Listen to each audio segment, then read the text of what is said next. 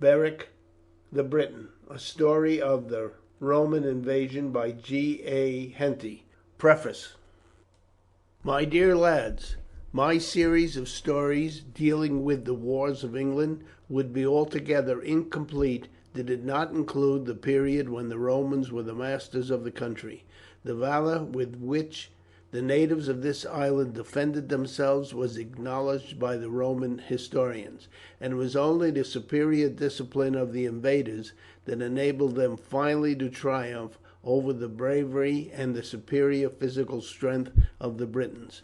The Roman conquest for the time was undoubtedly of immense advantage to the people, who had previously wasted their energies in perpetual tribal wars, as it introduced among them the civilization of Rome.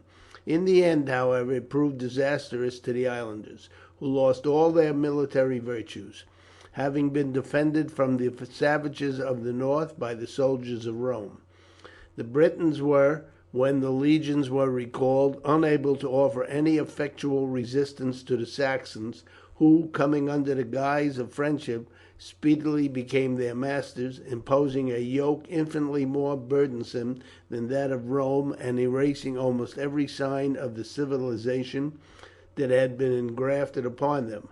How far the British population disappeared under the subsequent invasion, and the still more oppressive yoke of the Danes, is uncertain. But as the invaders would naturally desire to retain the people to cultivate the land for them, it is probable that the great mass of the Britons were not exterminated.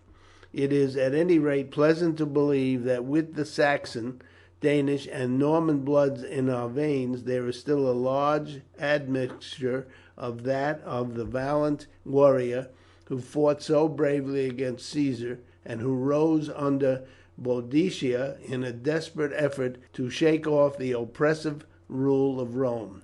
Yours truly, G. A. Henty. Chapter 1.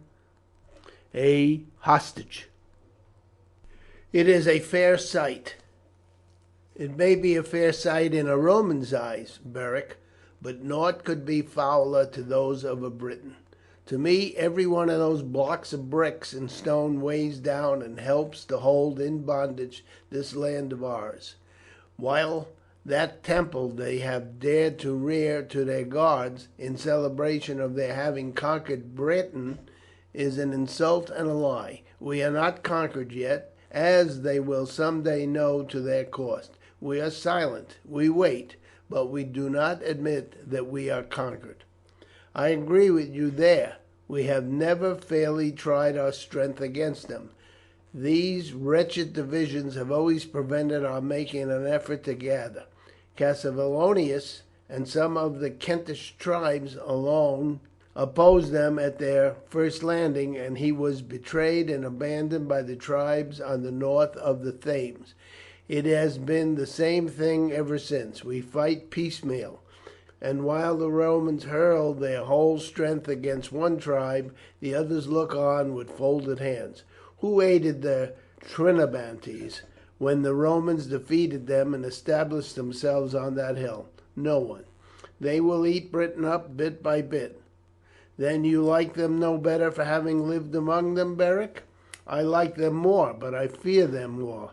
One cannot be 4 years among them, as I was, without seeing that in many respects we might copy them with advantage. They are a great people.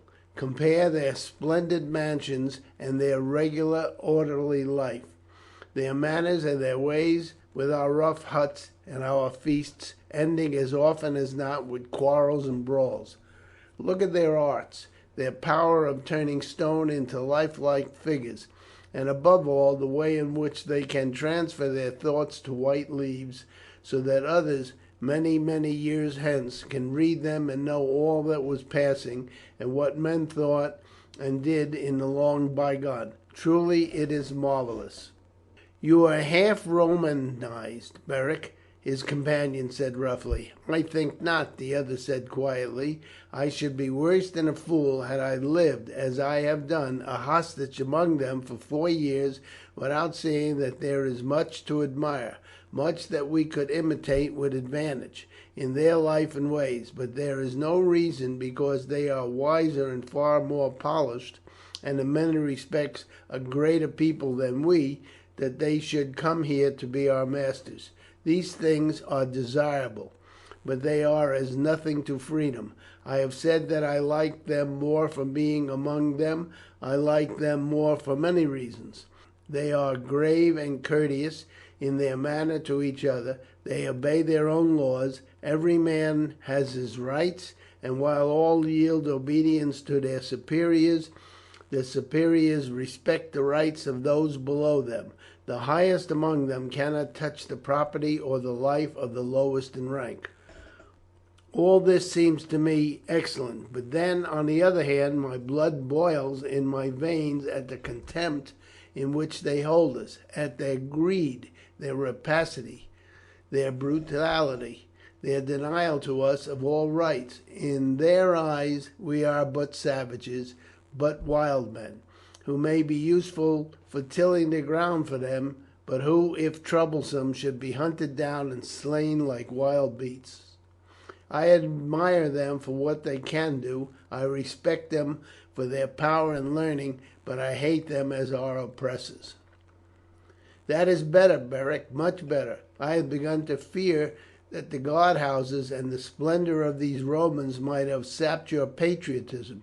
I hate them all. I hate changes. I would live as we have always lived. But you forget, Boduoc, that we ourselves have not been standing still. Through our long past forefathers, when they crossed from Gaul wave after wave, were rude warriors. We have been learning ever since from Gaul, as the Gauls have learned from the Romans, and the Romans themselves admit that we have advanced greatly since the days when, under their Caesar, they first landed here. Look at the town on the hill there. Though 'tis Roman now, 'tis not changed so much from what it was under that great king Cunobeline, while his people had knowledge of many things of which we and the other tribes of the Iceni knew nothing. What good did it do them? The other asked scornfully. They lie prostrate under the Roman yoke. It was easy to destroy their towns, while we, who have few towns to destroy, live comparatively free. Look across at Camalodunum, Cunobeline's capital. Where are the men who built the houses, who dressed in soft garments, who aped the Romans, and who regarded us as nigh savage men? Gone every one of them, hewn down on their own hearthstones, or thrust out with their wives and families to wander homeless. Is there one left of them in yonder town? Their houses they were so proud of, their cultivated fields, their wealth of all kinds has been seized by the Romans. Did they fight any better for their Roman fashions? Not they. The kingdom of Cunobeline, from the Thames to the Western Sea, fell to pieces at a touch, and it was only among the wild Silures that Caractacus was able to make any great resistance. But we did no better, Boduoc. Ostorius crushed us as easily as Claudius crushed the Trinobantes. It is no use our setting ourselves against change. All that you urge against the Trinobantes and the tribes of Kent and the Silures might urge with equal force against us. You must remember that we were like them not so many ages back. The intercourse of the Gauls with us on the eastern sea coast, and with the Kentish tribes, has changed us greatly. We are no longer like the western tribes, mere hunters living in shelters of boughs and roaming the forests. Our dress, with our long mantles, our loose vests and trousers, differ as widely from that of those western tribes as it does from the Romans. We live in towns, and if our houses are rude, they are solid. We no longer depend solely on the chase, but till the ground and have our herds of cattle. I dare say There were many of our ancestors who set themselves as much against the Gaulish customs as you do against these of the Romans, but we adopt them and benefited by them, and though I would exult in seeing the last Roman driven from our land, I should like after their departure to see us adopt what is good and orderly and decent in their customs and laws." Beric's companion growled a malediction upon everything Roman. "There is one thing certain," he said after a pause. "Either they must go altogether, not only here but everywhere.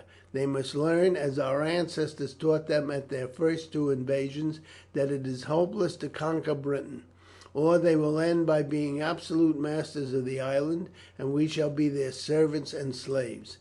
"That is true enough," Beric agreed, "but to conquer we must be united, and not only united but steadfast. Of course I have learned much of them while I have been with them. I have come to speak their language, and have listened to their talk. It is not only the Romans who are here whom we have to defeat, it is those who will come after them. The power of Rome is great. How great we cannot tell, but it is wonderful and almost inconceivable. They have spread over vast countries, reducing people everywhere under their dominion. I have seen what they call maps showing the world as far as they know it, and well nigh all has been conquered by them. But the farther away from Rome, the more difficulty have they in holding what they have conquered. That is our hope here. We are very far from Rome. They may send army after army against us, but in time they will get weary of the loss and expense when there is so little to gain, and as after their first invasion a long time elapsed before they again troubled us. So in the end they may abandon a useless enterprise. Even now the Romans grumble at what they call their exile, but they are obstinate and tenacious, and to rid our land of them for good it would be necessary for us not only to be united among ourselves when we rise against them, but to remain so, and to oppose with our whole force the fresh armies they will bring against us. You know how great the difficulties will be, Boduoc. We want one great leader whom all the tribes will follow, just as all the Roman legions obey one general. And what chance is there of such a man arising? A man so great, so wise, so brave, that all the tribes of Britain will lay aside their enmities and jealousies and submit themselves to his absolute guidance. If we wait for that, Beric, we may wait forever," Boduoc said in a sombre tone. "At any rate, it is not while we are tranquil under the Roman heel that such a man could show himself. If he is to come to the front, it must be in the day of battle. Then possibly one chief may rise so high above his fellows that all may recognize his merits and agree to follow him." "That is so," Beric agreed, "but is it possible that even the greatest hero should find support from all? Cassivellaunus was betrayed by Trinobantes, who could have united the tribe more than the sons of Cunobeline, who reigned over well nigh all Britain, and who was a great king, ruling wisely and well, and doing all in his power to raise and advance the people. And yet, when the hour came, the kingdom broke up into pieces.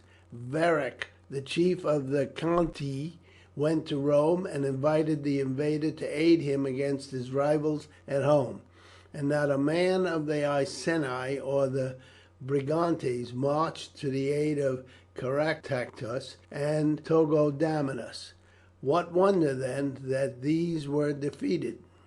Worse than all, when Caractacus was driven a fugitive to hide among the Brigantes, did not their queen Cartismandua hand him over to the Romans? Where can we hope to find a leader more fitted to unite us than was Caractacus, the son of the king whom we all at least recognized and paid tribute to, a prince who had learned wisdom from a wise father, a warrior enterprising, bold, and indomitable, a true patriot? If Caractacus could not unite us, what hope is there of finding another who will do so? Moreover, our position is far worse now than it was 10 years ago. The Belgae and Dumnonil in the southwest have been crushed after 30 battles. The Dobunai in the centre have been defeated and garrisoned. The Silures have set an example to us all, inflicting many defeats on the Romans, but their power has at last been broken. The Brigantes and ourselves have both been heavily struck, as we deserved Boduoc for standing aloof from Caractacus at first. Thus the task of shaking off the Roman bonds is far more difficult now than it was when Plautius landed here 20 years ago. Well, it is time for me to be going on. Won't you come with me, Boduoc? Not I, Beric. I never want to enter their town again save with a sword in one hand and a torch in the other. It enrages me to see the airs of superiority they give themselves. They scarce seem even to see us as we walk in their streets. And as to the soldiers, as they stride along with helmet and shield, my fingers itch to meet them in the forest. No, I promised to walk so far with you, but I go no further. How long will you be there? 2 hours at most, I should say. The sun is halfway down, Beric. I will wait for you till it touches that hill over there. Till then you will find me sitting by the first tree at the spot where we left the forest." Beric nodded and walked on towards the town. The lad, for he was not yet 16, was the son of Parta, the chieftainess of one of the divisions of the great tribe of the Iceni, who occupied the tract of country now known as Suffolk, Norfolk, Cambridge, and Huntingdon. This tribe had yielded but a nominal allegiance to the Cunobeline, and had held aloof during the struggle between Caractacus and the Romans. But when the latter had attempted to establish forts in their country, they had taken up arms. Ostorius Scapula, the Roman propraetor, and defeated them with great slaughter, and they had submitted to the Roman authority. The Sarci, the division of the tribe to which Beric belonged, had taken a leading part in the rising, and his father had fallen in defence of their entrenchments. Among the British tribes the women ranked with the men, and even when married the wife was often the acknowledged chief of the tribe. Parta had held an equal authority with her husband, and at his death remained sole head of the subtribe, and in order to ensure its obedience in the future, Ostorius had insisted that her only son, Beric, at that time a boy of 11, should be handed over to them as a hostage. Had Parta consulted her own wishes, she would have retired with a few followers to the swamps and fens of the country to the north, rather than surrender her son. But the Brigantes, who inhabited Lincolnshire, and who ranged over the whole of the north of Britain as far as Northumberland, had also received defeat at the hands of the Romans, and might not improbably hand her over upon their demand. She therefore resigned herself to let Beric go.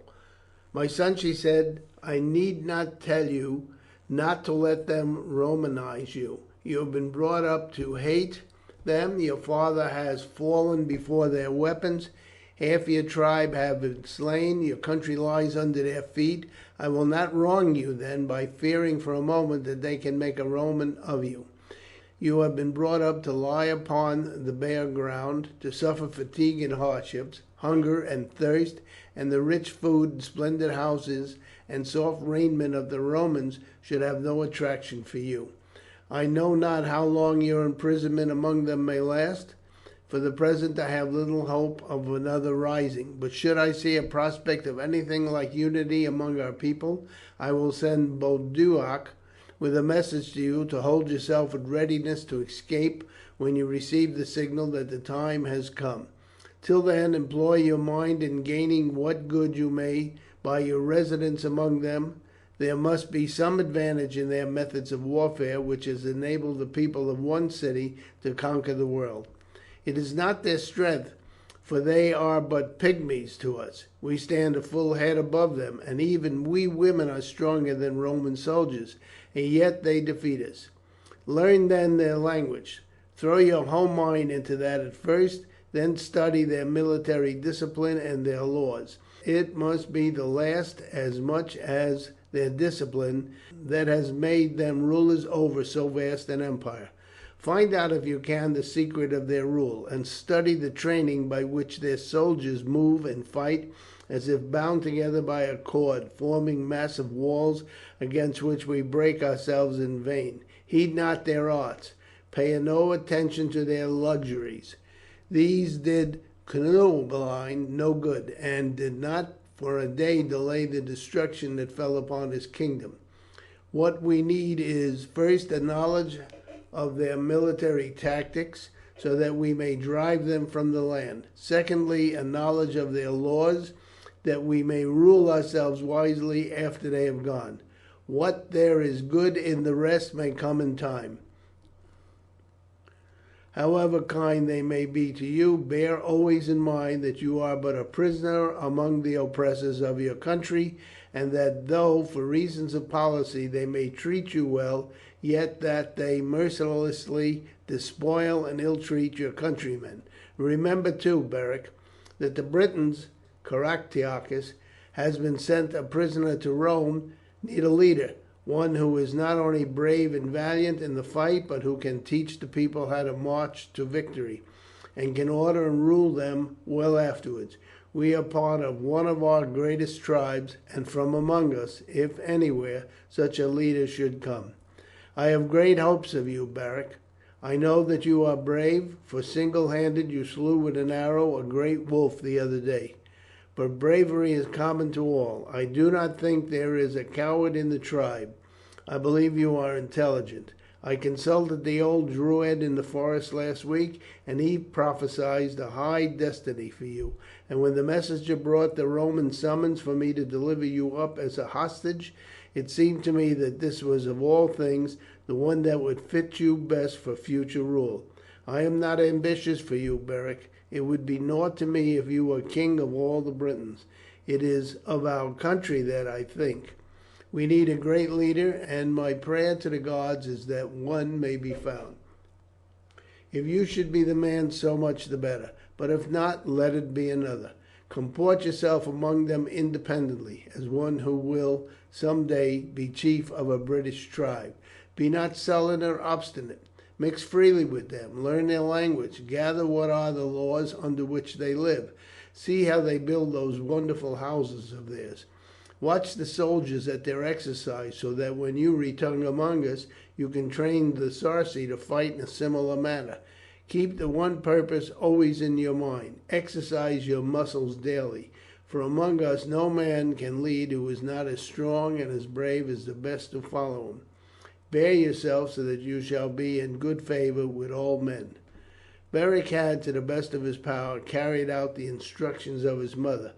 It was the object of the Romans always to win over their adversaries if possible, and the boy had no reason to complain of his treatment. He was placed in charge of Caius Muro, commander of a legion, and a slave was at once appointed to teach him Latin. He took his meals with the scribe and steward of the household, for Caius was of noble family, of considerable wealth, and his house was one of the finest in Camalodunum. He was a kindly and just man, and much beloved by his troops. As soon as Beric had learned the language, Caius ordered the scribe to teach him the elements of Roman law, and a decuron was ordered to take him in hand and instruct him in arms. As Beric was alike eager to study and to exercise in arms, he gained the approval of both his teachers. Julia, the wife of Caius, a kindly lady, took a great fancy to the boy. "He will make a fine man, Caius," she said one day when the boy was 14 years old. "See how handsome and strong he is. Why, Scipio, the son of Centurius Metellus, is older by 2 years, and yet he is less strong than this young Briton." They are a fine race, Julia, though in disposition as fierce as wild cats, and not to be trusted. But the lad is, as you say, strong and nimble. I marked him practising with the sword the other day against Lucinus, who is a stout soldier, and the man had as much as he could do to hold his own against him. I was surprised myself to see how well he wielded a sword of full weight, and how active he was. The contest reminded me of a dog and a wild cat. So nimble were the boy's springs, and so fierce his attacks. Lucinus fairly lost his temper at last, and I stopped the fight, for although they fought with blunted weapons, he might well have injured the lad badly with a downright cut, and that would have meant trouble with the Iceni again. "He is intelligent too," Julia replied. "Sometimes I have him in while I am working with the two slave girls, and he will stand for hours asking me questions about Rome, about our manners and our customs." "One is never sure of these tamed wolves," Caius said. "Sometimes they turn out valuable allies and assistants, and at other times they grow into formidable foes, all the more dangerous for what they have learned of us. However, do with him as you like, Julia. A woman has a lighter hand than a man, and you are more likely to tame him than we are. Cneius says that he is very eager to learn, and has ever a book in his hand while not practising in arms." "What I like most in him," Julia said, "is that he is very fond of our little Berenice. The child has taken to him wonderfully, and of an afternoon, when he has finished with Cneius, she often goes out with him. Of course old Lucia goes with them. It is funny to hear them on a wet day, when they cannot go out, talking together. She is telling him stories of Rome and of our kings and consuls, and he is telling her tales of hunting the wolf and wild boar, and legends of his people, who seem to have been always at war with someone." After Beric had resided for 3 years and a half at Camalodunum, a great grief fell on the family of Caius Muro, for the damp airs from the valley had long affected Julia, and she gradually faded and died. Beric felt the loss very keenly, for she had been uniformly kind to him.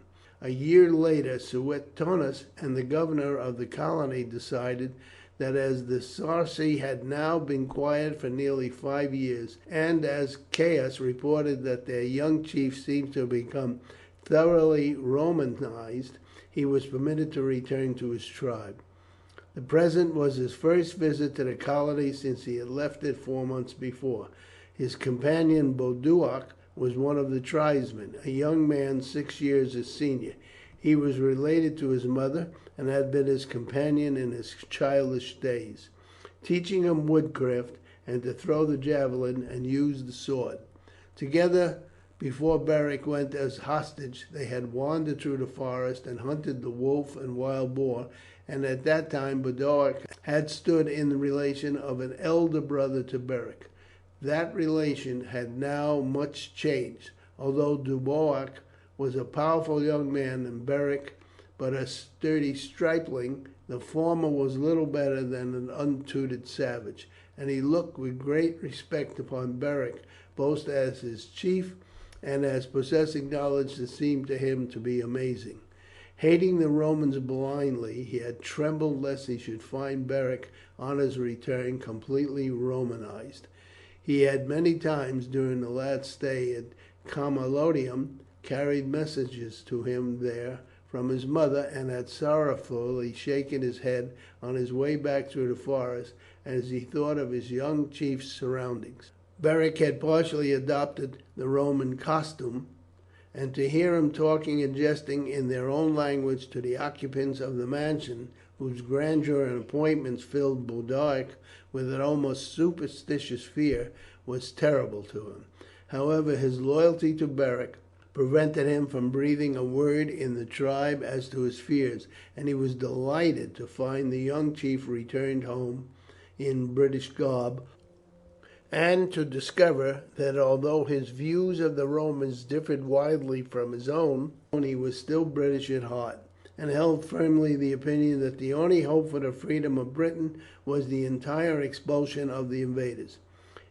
He was gratified to find that Beric had become by no means what he considered effeminate. He was built strongly and massively, as might be expected from such parents, and was of the true British type that had so surprised the Romans at their first coming among them, possessing great height and muscular power, together with an activity promoted by constant exercise. Beric had fallen back upon the customs of his people as thoroughly as if he had never dwelt in the stately Roman town. He was as ready as before to undertake the longest hunting expeditions, to sleep in the forest, to go from sunrise to sunset without breaking his fast. When not engaged in hunting, he practised incessantly hurling the javelin and other warlike exercises. When of an evening he frequently related stories of Roman history to any chiefs or other guests of his mother, on which occasion the humbler followers would gather thickly in the background, evincing an interest even greater than that which they felt in the songs and legends of the bards. Beric generally chose stories relating to periods when Rome was hardly pressed by her foes, showing how the intense feeling of patriotism and the obstinate determination to resist, in spite of all dangers, upon the part of the population, and the discipline and dogged valour of the soldiers saved her from destruction. He was cautious to draw no parallel openly to the case of Britain. He knew that the Romans were made acquainted by traders in their pay with much that passed among the native tribes, and that at first they were sure to interest themselves in his proceedings. At present there could be no thought of a rising, and the slightest sign of disaffection might bring disaster and ruin upon his tribe. Only when some unexpected event, some invasion of the rights of the Britons, even more flagrant than those that had hitherto taken place, should stir the smouldering fire of discontent, and fan it into a fierce flame of revolt from end to end of Britain, could success be hoped for.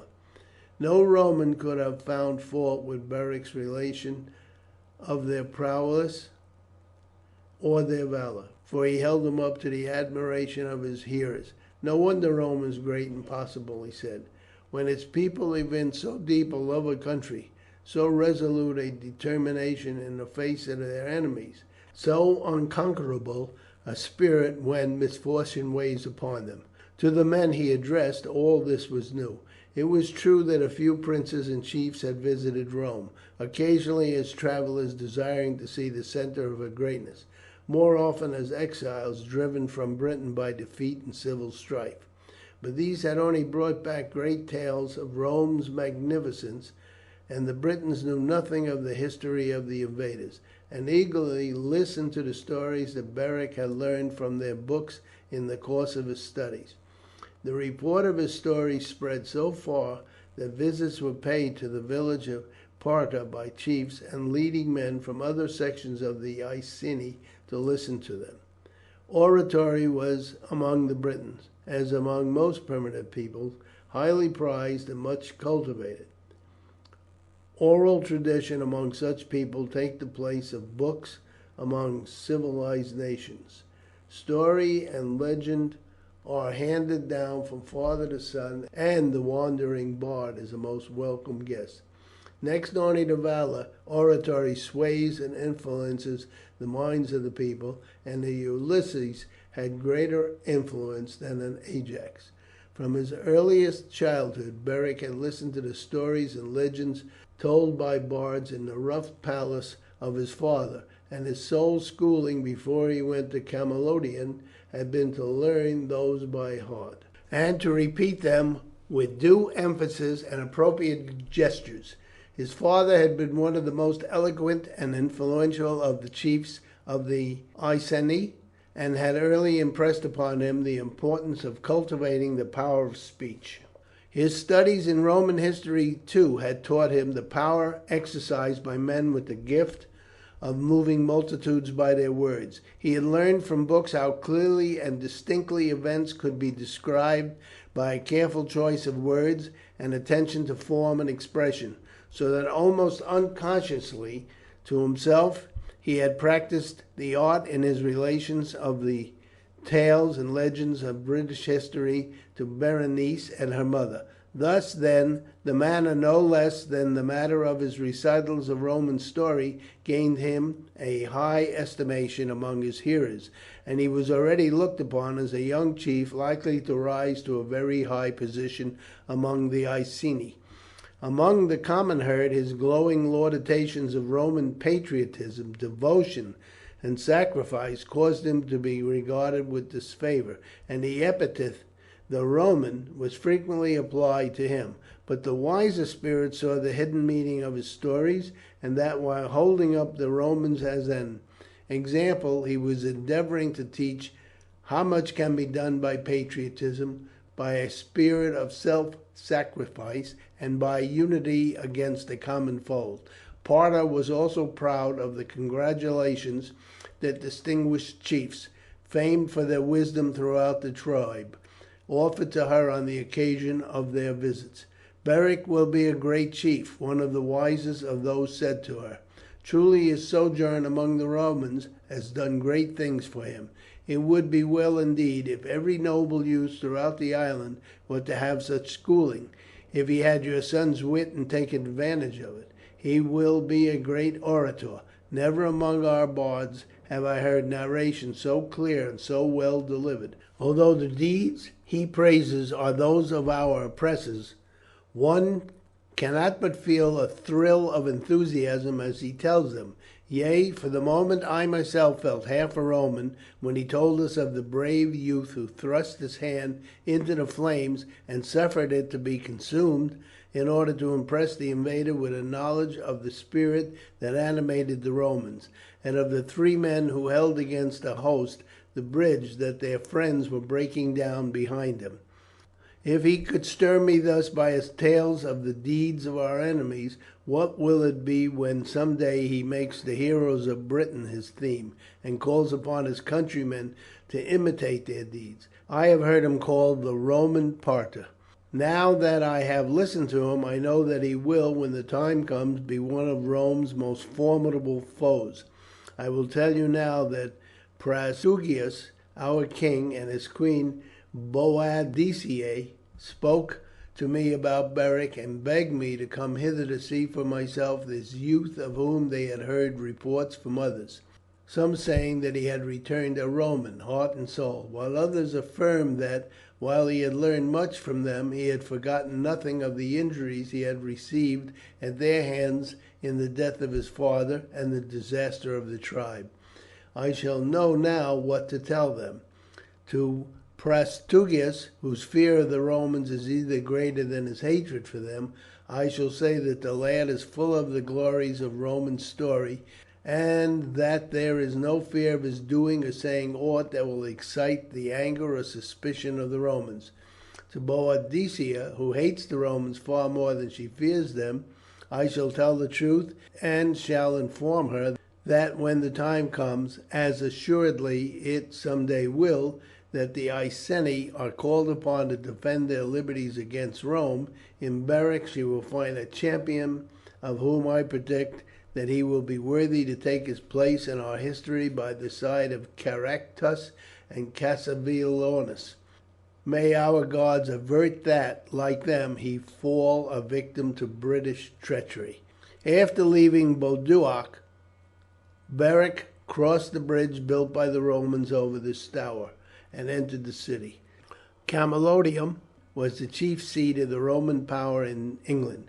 Although but so short a time had elapsed since Claudius had occupied it, it was already a large city. A comparatively small proportion, however, was Roman work, but all bore the impress of Roman art and civilization.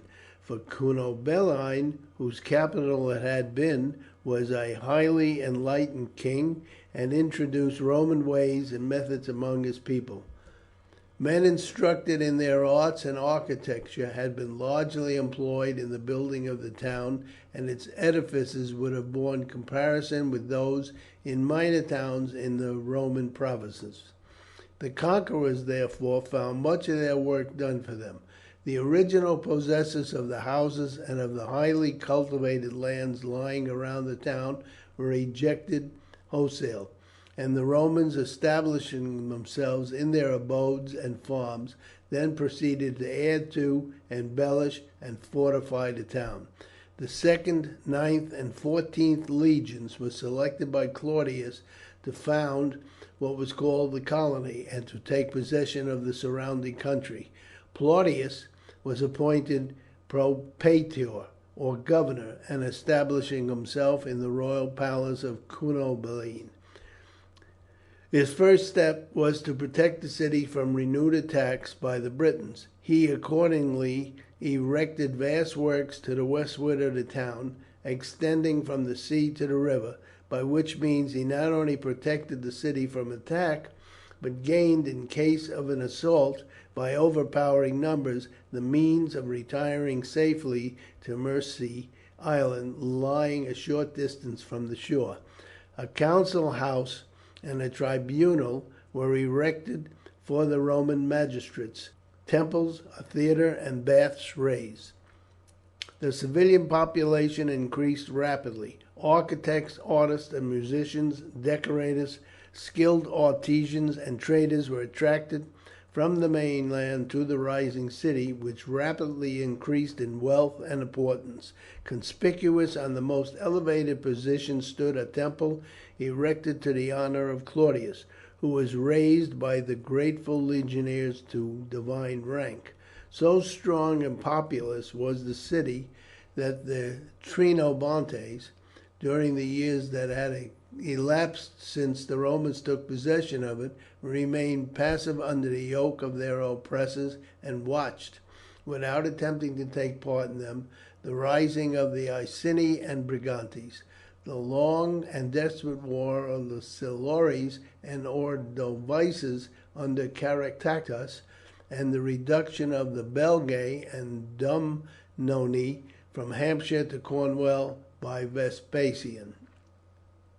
Yet had their spirit remained unbroken, there was an opportunity for revenge, for a large part of the veteran legionaries had been withdrawn to take part in the struggle against the western tribes.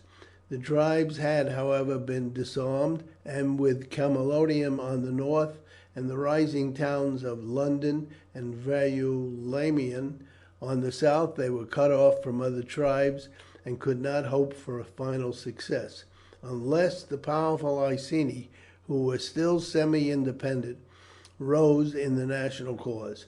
Whether their easy defeat of this tribe, soon after the occupation of Camalodunum, had rendered the Romans contemptuous of their fighting powers, or that they deemed it wiser to subdue the southwest and west of England, and to strike a heavy blow at the Brigantes to the north before interfering with a powerful tribe so close to their doors, is uncertain. But doubtless they felt that so long as Prasutagus reigned there was little fear of trouble in that quarter, as that king protested himself the friend and ally of Rome, and occupied himself wholly in acquiring wealth and adding to his personal possessions. The scene in Camalodunum was a familiar one to Beric. The streets were thronged with people, traders from Gaul and Italy, Roman artisan and workmen, the haughty legionaries with shield and helmet, civil officials, Greek players, artists and decorators, native tribesmen with the products of their fields or spoils of the chase, walking with humble mien, and shopkeepers sitting at the open fronts of their houses, while their slaves called the attention of passersby to the merit of the goods.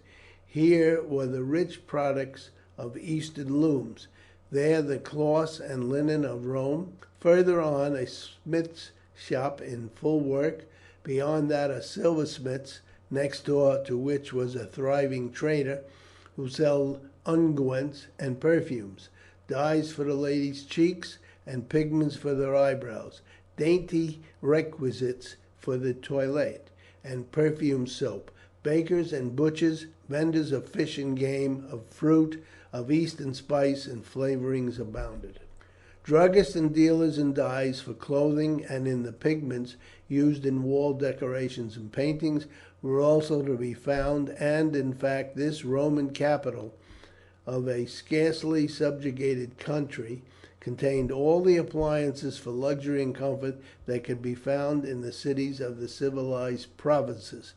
The only shops at which Beric paused were those of the armourers and of the scribes, at some of which were exhibited vellums with the writings of the Greek and Roman poets and historians, and Beric muttered to himself, "If I am ever present at the sack of Camalodunum, these shall be my share of the spoil, and I should fancy that no one is likely to dispute their possession with me." But he did not linger long. Boduoc would be waiting for him, and he could not hurry over his visit, the first he had paid since his absence. Therefore he pushed on with scarce a glance at the stately temple of Claudius, the magnificent baths, or other public buildings, until he arrived at the villa of Caius Muro, which stood somewhat beyond the more crowded part of the town. Chapter 2: City and Forest. The house of Caius Muro had been built 6 years before on the model of one owned by him in the Tuscan hills. Passing through the hall or vestibule with its mosaic pavement on which was the word of welcome, "Salve," Beric entered the atrium, the principal apartment in the house. From each side, at a height of some 20 feet from the ground, extended a roof, the fall being slightly to the centre, where there was an aperture of about 8 feet square. Through this light and air made their way down to the apartment, the rainfall from the roofs and openings falling into a marble tank, called the impluvium, below the level of the floor, which was paved with squares of coloured marble. On either side of the atrium were the small sleeping chambers, the bed places being raised and covered with thick mats and rugs.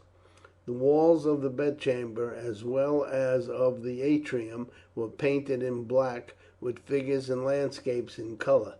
On the centre of the side facing the vestibule was the tablinum, the apartment of Caius Muro himself. This formed his sitting room and study. The floor was raised about a foot above that of the atrium, and it was partly open both on that side and on the other, looking into the peristylium, so that while at work he commanded a view of all that was going on in the atrium and in the courtyard. In the centre of this was a fountain surrounded by plants. From the courtyard opened the triclinium, or dining room, and also rooms used as storerooms, kitchens, and the sleeping places of slaves. At the back of the peristylium was the oasis, or state apartment, where Caius received distinguished guests, and where, in the lifetime of Julia, entertainments were given to the ladies of the colony. Like the triclinium, this room was also partially open at both ends, affording the guests a view of the graceful fountain on the one side and of the garden on the other. In winter, wooden frames with heavy hangings were erected across these openings and that of the tablinum, for the Romans soon found the necessity for modifying the arrangements which, although well suited for an Italian climate, were wholly unfit for that of Britain. The opening in the centre of the atrium was then closed with an awning of oiled canvas, which admitted a certain amount of light to pass, but prevented the passage of rain and snow, and kept out much of the cold. There was a narrow passage between the atrium and the peristylium. This was called the fauces. Above the chambers round the atrium was a second story, approached by a staircase from the peristylium. Here were the apartments of the ladies and of the female slaves. As Beric entered the atrium, a man who was reading a roll call of parchment rose to his feet. "Welcome, Beric," he said warmly. "All hail, preceptor," the lad replied. "Are all well here?" "All well, Beric. We have looked to see you before, and Berenice had been constantly asking me when you were coming." "I have been absent over 4 years, you see," Beric replied, "and it was not easy to get away from home again. Now I must speak to Caius." He crossed the apartment and stood at the entrance to the tablinum. Caius looked up from a military treatise he was perusing. "Ah, Beric, it is you. I am glad to see you again, though I am sorry to observe that you have abandoned our fashions and taken to the native garb again." "It was necessary, Caius," Beric said. "I should have lost all influence with the tribe had I not laid aside my Roman dress. As it is, they regard me with some doubt as one too enamoured of Roman customs." "We have heard of you, Beric, and indeed report says that you speak well of us, and are already famous for your relations of our history." "I thought it well that my countrymen should know your great deeds," Beric said, "and should see by what means you have come to rule the world. I received nought but kindness at your hands, and no prisoner's lot was ever made more easy than mine. To you and yours I am deeply grateful. If your people all behave as kindly towards the natives of this country as you did to me, Britain would be conquered without need of drawing a sword from a scabbard." "I know not that, Beric. To rule one should be strong as well as kind. Still, as you know, I think that things might have been arranged far less harshly than they have been. It was needful that we should show ourselves to be masters, but I regret the harshness that has been too often used, and I would that not one of us here, from the governor down to the poorest soldier, was influenced by a desire for gain, but that each was animated, as he assuredly should be, only by a desire to uphold the glory and power of Rome. But that would be expecting too much from human nature, and even among you there are plenty ready to side against their countrymen for the sake of Roman gold. In that they have less excuse than we. Custom and habit have made our wants many, and all aim at attaining the luxuries of the rich. On the other hand, your wants are few, and I see not that the piling up of wealth adds in any way to your happiness." "That is true, Caius. I quite agree with you that it is far more excusable for a Roman to covet wealth than for a Briton, and while I blame many officials and soldiers for the harshness with which they strive to wring all their possessions from my countrymen, I deem their conduct as worthy and honourable when compared with that of Britons who sell their country for your gold. We must take the world as we find it, Beric. We may regret that greed and the love of luxury should influence men, as we may grieve that they are victims of other base passions, but it is of no use quarrelling with human nature. Certain it is that all vices bring their own punishment, and that the Romans were a far nobler race when they were poor and simple, in the days of the early consuls, than they are now with all their power, their riches, their luxuries. Such is the history of all peoples, of Egypt, of Persia, of Greece and Carthage, and methinks that Rome too will run the course of other nations, and that some day, far distant maybe, she will sink beneath the weight of her power and her luxury, and that some younger and more vigorous people will, bit by bit, wrest her dominions from her and rule in her place. As yet, happily, I see no signs of failing in her powers. She is still vigorous, and even in the distant outskirts of the empire the wave of conquest flows onward. Happily for us, I think, it can flow no further this way. There is but one island beyond this to conquer, and then, as in Western Gaul and Iberia, the ocean says to Rome, 'Thou shalt go no farther.' With that to the south, the east, and the north a similar barrier checked our progress, then we could rest and be content, and need no longer waste our strength in fresh conquest or in opposing the incursions of hordes of barbarians from regions unknown to us even by report. I could wish myself, Beric, that nature had placed your island 5 days' sail from the coasts of Gaul instead of placing it within sight. Then I might have been enjoying life in my villa among the Tuscan hills, with my daughter, instead of being exposed at any moment to march with the legion against the savage mountaineers of the west.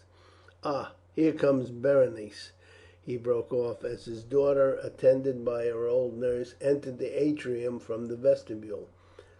She hastened her steps as she saw Beric standing before her father in the tablinum.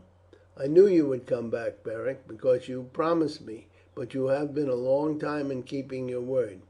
"I am not my own master at home any more than I was here, Berenice," he said, "and my mother would not hear before of my leaving her.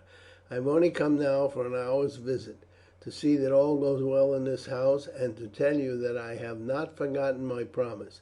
The next time I hope to pay a longer visit. At daybreak tomorrow we have a party to hunt the wolves, which have so multiplied as to become a danger in the forests of late. I should like to go out to see a wolf hunt, Beric." "I fear that would not be possible," he said. "The woods are thick and tangled, and we have to force our way through to get to their lair. But last winter they came close to the town, and I heard that some came even into the streets." "Yes, they will do so when driven by hunger, but they were hunting there and not being hunted. No, Berenice, I feel that your wish to see a wolf hunt cannot be gratified. They are savage beasts, and are a great trouble and no loss to us. In winter they carry off many children, and sometimes devour grown up people, and in times of long snow have been known to attack large parties, and in spite of a stout resistance by the men, to devour them. In summer they are only met singly, but in winter they go in packs and kill numbers of our cattle." "I should like to go into the woods," the girl said earnestly. "I am tired of this town. My father says he will take me with him some day when he goes west, but so far I have seen nothing except this town and Verulamium, and the country was all just as it is here, fields and cultivation. We could see the forests in the distance, but that was all. My father says that if we went west we should travel for miles through the forest and should sleep in tents, but that we cannot do it till everything is quiet and peaceful. Oh, Beric, I do wish the Britons would not always be fighting." Beric smiled. "The British girls, Berenice, said they wished the Romans would not always be fighting." "It is very troublesome," she said pettishly.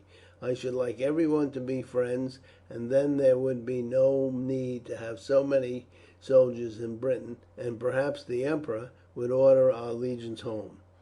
Father says that we ought to look upon this as home now, for that the legion may remain here for years and years, but he said that the other day that he thought that if everything was quiet here he should, when I am 16 years old, obtain leave from the governor and go back to Rome for 2 or 3 years.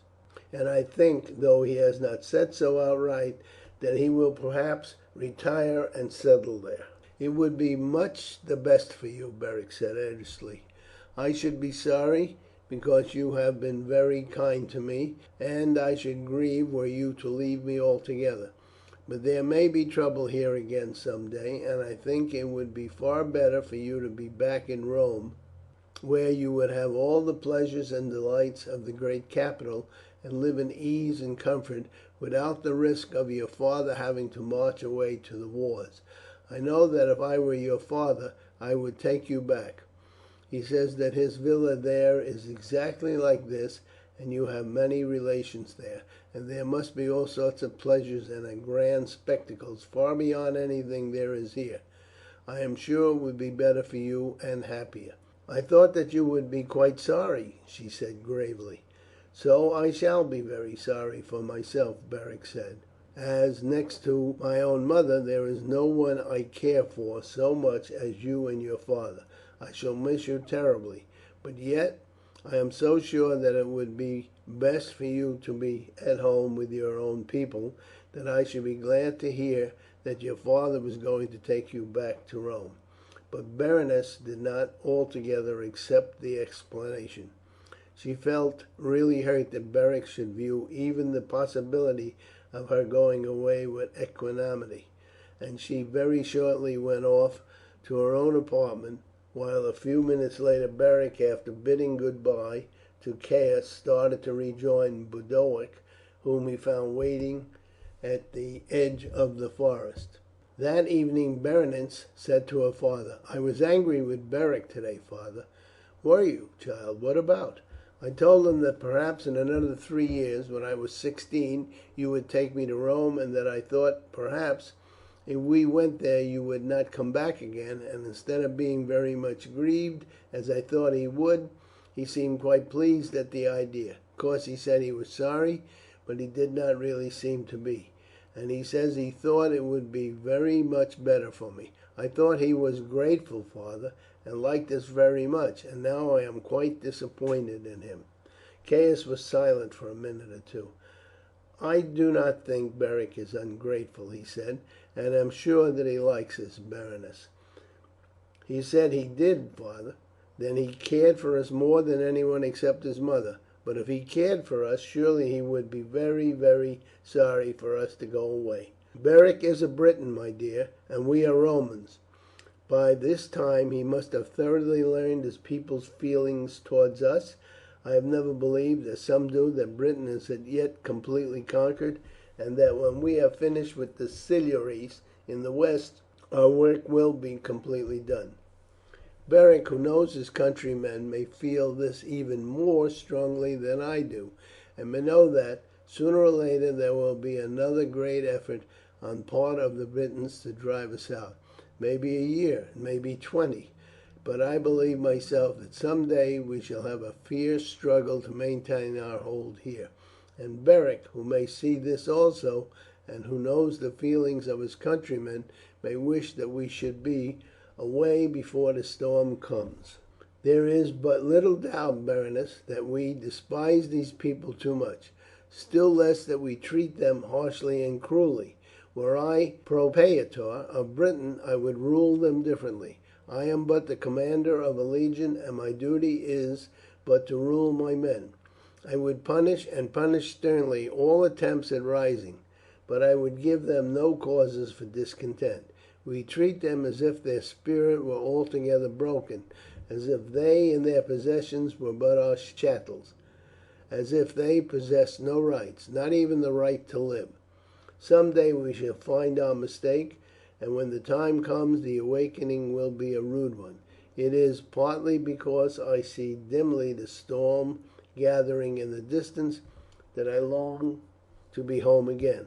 As long as your mother lived this seemed a home to me. Now I desire rest and quiet. I have done my share of fighting, I have won honour enough, and I may look before long to be a general, but I have had enough of it.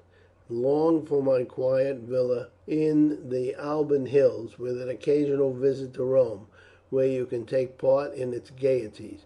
I can have the use of the library stored with the learning of the world. So do not think harshly of Beric, my child. He may see the distant storm more plainly than I do. I am sure that he cares for us, and if he is glad at the news that we are going, it is because he wishes us away and in safety before the trouble comes. Nero has come to the imperial throne, and the men he is sending hither are of a widely different stamp from the lieutenants of Claudius. The latter knew that the Britons can fight, and that, wild and untutored as they are, it needed all the skill and courage of Ostorius and Vespasian to reduce them to order. The newcomers regard them as slaves to be trampled upon, robbed, and ill used as they chose. I am sure they will find their mistakes. As long as they deal only with the tribes thoroughly subdued, the Trinobantes, the Cantil, the Belgae, and the Dumnonol, all may be quiet. They dare not move. But the Iceni, the Brigantes, although they both have felt the weight of our swords, are still partly independent, and if pressed too severely will assuredly revolt, and if they give the signal all Britain may be up in arms again. I am scoffed at if I venture to hint to these newcomers that there is life yet in Britain. Dwelling here in a Roman city, it seems to them absurd that there can be danger from the savages who roam in the forests that stretch away from beyond the river at our very feet to the far distance north, the regions of which we are absolutely ignorant. I regard what Beric has said as another warning." "But I thought Beric was our friend, father, and you told me you had heard that he was teaching his countrymen how great is our history." "Beric is a Briton in the midst of Britain, child. He is a partially tamed wolf cub, and had he been sent to Rome and remained there he would have done credit to our teaching. He is fond of study, and at the same time fond of arms. He might have turned out a wise citizen or a valiant soldier, but this was not done. He has gone back again among the wolves, and whatever his feeling towards us personally may be, he must side with his own people. Did they suspect him of being Roman at heart they would tear him in pieces. I believe that as he knows our strength, and that in the end we must conquer, his influence will always be on the side of peace. But if arms are taken up, and he will have no choice but to side with his countrymen, and should it be another 10 years before the cloud bursts, he may be one of our most formidable opponents. Don't blame him, child. He only shows his regard for you by wishing you back safely in Rome before the trouble arises." "You are just in time, Beric," Boduoc said as the young chief joined him. "The sun is but a hand's breadth above that hill. Here are your spear and sword where you hid them, though why you should have done it I know not, seeing that they have not yet ventured to order us to disarm." "And if they did we should not obey them, Boduoc. But as the Trinobantes have long been forbidden to carry arms, it might have caused trouble had I gone armed into the town, and we don't want trouble at present. I went on a peaceful visit, and there was no occasion for me to carry my weapons. But give me a piece of that deer flesh and an oaten cake. We have a long march before us." "Why did you not eat with them?" "No, I was of course invited, but I had but a short time to stop. I did not wish it to seem as if I had come for a taste of Roman dainties again." As soon as the meal was eaten they set out. It was but a track through the forest, but although the trees had been cleared away for a width of 20 feet there was but little traffic, for the road was seldom traversed, save by an occasional messenger from Prasutagus. It had been used by the legions at the time that Ostorius had built a line of forts stretching from Nen to the Severn, and by it they had advanced when the Iceni had risen, but from that time it had been unused by them, as the Iceni had paid their tribute regularly, and held aloof from all hostile movements against them. Prasutagus was always profuse in his assurance of friendship towards Rome, and save that the Roman officers visited his capital once a year to receive their tribute, they troubled but little about the Iceni, having their hands occupied by their wars in the south and west, while their main road to the north ran far to the west of Camalodunum. "We shall arrive about midnight," Beric said as they strode along. "We may or we may not," Boduoc said curtly. "What is to prevent us, Boduoc?" "Well, the wolves may prevent us, Beric. We heard them howling several times as we came along this morning. The rapacious brutes have not been so bold for years, and it is high time that we hunted them down, or at any rate made our part of the country too hot to hold them. I told Borgon before I started that if we did not return by an hour after midnight it would be because we had been obliged to take to a tree, and that he had better bring out a party at the first break of day to rescue us. But we have never had any trouble of that kind while we have been hunting, Boduoc." "No, but I think there must have been some great hunts up here in Norfolk, and that the brutes have come south. Certain it is that there have in the last week been great complaints of them, and as you know it was for that reason that your mother ordered all the men of the tribe to assemble by tomorrow morning to make war against them. The people in the farms and villages are afraid to stay out after nightfall. No man with arms in his hand fears a wolf, or even two or three of them. in the daytime, but when they are in packs they are formidable assailants, even to a strong party. Things are getting as bad now as they were 20 years ago. My father has told me that during one hard winter they destroyed full half our herds, and that hundreds of people were devoured by them. They had to erect stockades round the village and drive in all the cattle. Half the men kept guard by turns, keeping great fires lit to frighten them away. When we have cleared the land of those two-legged wolves, the Romans, we shall have to make general war upon them, for truly they are becoming a perfect scourge to the land. It is not like the wild boar, of which there might with advantage be more, for they do but little harm, getting their food for the most part in the woods, and furnishing us with good eating as well as good sport. But the wolves give us nothing in return, and save for the sport no one would trouble to hunt them, and it is only by a general order for their destruction, or by the offer of a reward for their heads, that we shall get rid of them. Well, let us press on, Boduoc. I would not that anything should occur to prevent us starting with the rest in the morning. We are walking a good pace now, Boduoc, and shall gain but little by going faster. One cannot run for 6 hours, and besides it is as much as we can do to walk fast in the dark. Did we try to run, we should like enough fall over a stump or root, and maybe not arrive there even though the wolves stopped us not. For 2 hours more they strode along. Boduoc's eyes had been trained by many a long night spent among the woods, and dark as it was beneath the overarching trees, he was able to discern objects around him, and kept along in his regular stride as surely and almost as noiselessly as a wild beast. But the 4 years spent in a Roman town had impaired Beric's nocturnal vision, and though he had done much hunting since his return home, he was far from being able to use his eyes as his companion did, and he more than once stumbled over the roots that crossed his path. "You will be on your head presently," Boduoc growled. "It is all very well for you, Boduoc, who have the eyes of a cat, but you must remember we are travelling in the dark, and although I can make out the trunks on either hand, the ground is all black to me, and I am walking quite at hazard."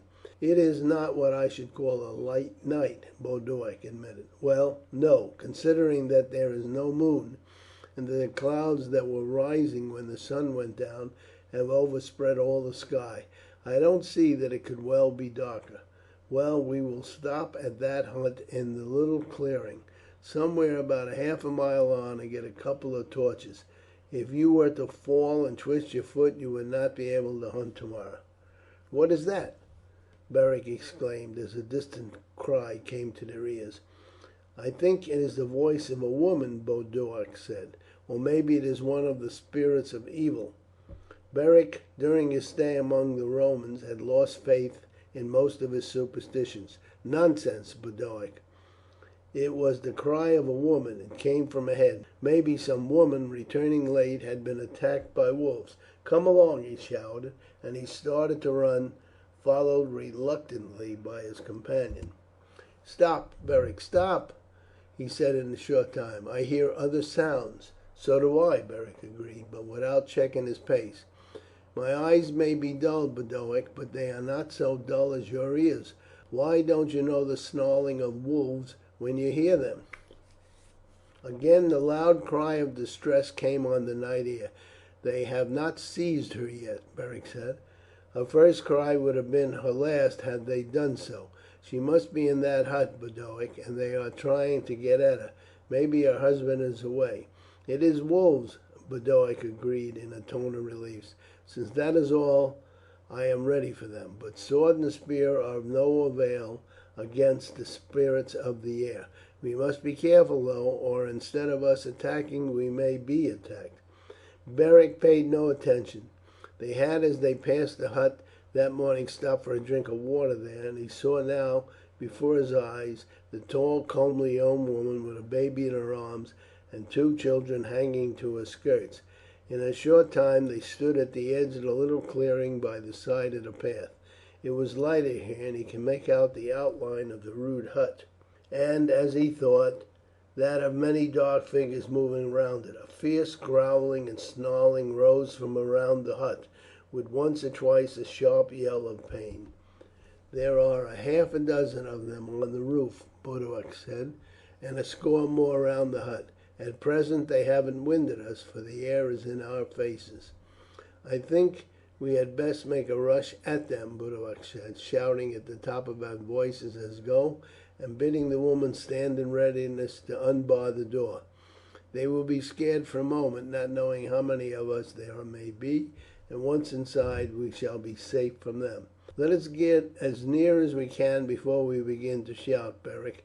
They may run back a few paces at a voice, but will speedily rally." Holding their spears in readiness for action, they ran forward. Within 30 yards of the hut Boduoc raised his voice in a wild yell, Beric adding his cry, and then shouting, "Unbar your door and stand close to it as we enter." There was, however, no occasion for haste. Boduoc's sudden yell completely scared the wolves, and with whimpers of dismay they scattered in all directions. The door opened as Beric and his companion came up, and they rushed in and closed it after them. A fire burned in the hearth. A dead wolf lay on the ground. The children crouched in terror on a pile of rushes, and a woman stood with a spear in her hand. "Thanks to our country's gods you have come," she said. "A few minutes later and all would have been over with me and my children. See, one has already made his way through the roof, and in half a dozen places they have scratched holes well nigh large enough to pass through." "We heard your cry," Beric said, "and hastened forward at the top of our speed." "It was for you that I called," the woman said. "By what you said this morning I judged you would be returning about this hour, and it was in hopes you might hear me that I cried out, for I knew well that no one else would likely be within earshot." "Where is your husband?" Beric asked. "He started this afternoon for Cardun. He and all the able-bodied men were ordered to assemble there tonight in readiness to begin the war against the wolves at daybreak. There is no other house within a mile, and even had they heard me there they could have given me no assistance, seeing there are but women and children remaining behind." "They are coming again," Boduoc broke in. "I can hear their feet pattering on the dead leaves. Which shall we do, Beric? Pile more wood on the fire, or let it go out altogether?" "I think that we shall do better without it. It is from the roof that they will attack, and if they have a light here we cannot see them till they are ready to leap down, whereas if we are in darkness we may be able to make them out when they approach the holes, or as they pass over any of the crevices." "I don't know, Boduoc. I think we should do better if we have light. We may not make them out so well, but at least we can use our spears better than we could in the dark, when we might strike them against the rafters or thick branches." The woman at once gathered some of the pieces of wood that had fallen through as the wolves made the holes, and put them on the hearth, where they soon blazed up brightly. "I will take this big hole," Boduoc said. "It is the only one by which they can come down at present. Do you try and prevent them from enlarging any of the others." There was a sudden thump overhead, followed almost immediately by several others. "They get up by the wood pile," the woman said. "It is against that side of the hut, and reaches nearly to the eaves." There was a sharp yell as Boduoc thrust his spear up through the hole, when he saw a pair of eyes shining in the firelight appear at the edge. At the same moment there was a sound of scraping and scratching at some of the other holes.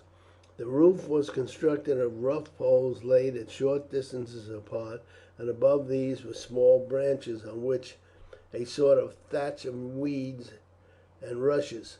Standing close under one of the holes Beric could see nothing, but from the sound of the scratching he could tell from which side the wolf was at work enlarging it. He carefully thrust the point of his spear through the branches and gave a sudden lunge upward. A fierce yell was heard, followed by the sound of a body rolling down the roof, and then a struggle accompanied by angry snarling and growling outside. "That is one less, Beric," Boduoc said. "I fancy I only scratched mine. Ah!" he exclaimed suddenly, as, without the least warning, a wolf sprang down through the hole. Before it could gather its legs under it for a fresh spring, Beric and the woman both thrust their spears deeply into it. Boduoc kept keeping his eyes fixed on the hole, and making a lunge as another wolf peered down in readiness to spring after the one that had entered. For hours the fight went on. Gradually the holes, in spite of the efforts of the defenders, were enlarged, and the position became more and more critical. At least 20 of the wolves were slain, but as the attack was kept up as vigorously as at first, it was evident that fresh reinforcements had arrived to the assailants. "We cannot keep them out much longer, Beric," Boduoc said at last. "It seems to me that our only plan is to fire the hut, and then, each taking a child, to make a rush across to the trees and climb them. The sudden burst of fire will drive them back for a little, and we may make good our retreat to the trees." "What time is it, think you, Boduoc?" "It must be 2 or 3 hours past midnight, and if Borgon carried out my instructions, help ought to be near at hand. I would that we could let them know of our peril."